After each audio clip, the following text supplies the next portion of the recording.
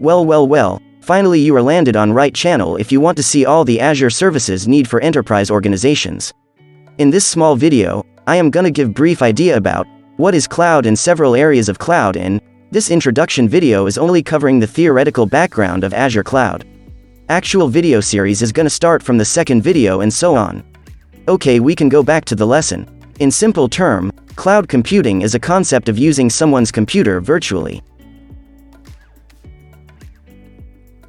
When it comes to cloud architecture, typically it consists of main 4 units.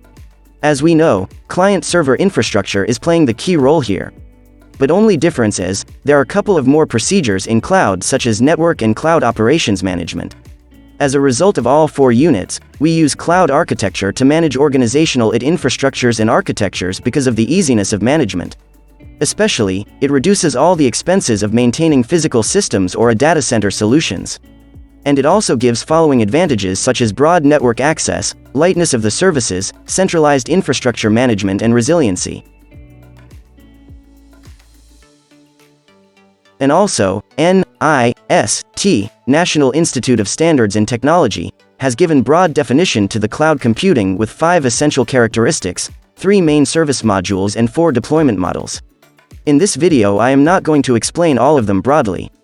But if anyone want to get into deep of this definition, I have posted some links in the description for you guys. As a cloud engineer, it is always better to have some understanding on what's happening behind the service portal. As I indicate, cloud ecosystems refers to the complete environment or system of interdependent components or entities that work together to enable and support the cloud services, and it mainly consists of 3 units such as cloud service provider, cloud service partner and finally cloud service user. Cloud service provider refers to the organization that provide cloud support such as Azure, AWS. And cloud service partner refers to those third-party entities that cloud service providers interact with, such service developers, security developers, application developers and research units. Finally, cloud service users, also known as CSU, refers to those who use their services.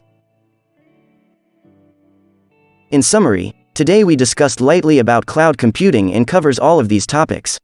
Firstly, what is cloud and its definition, after that architecture of cloud and finally, ecosystem of it.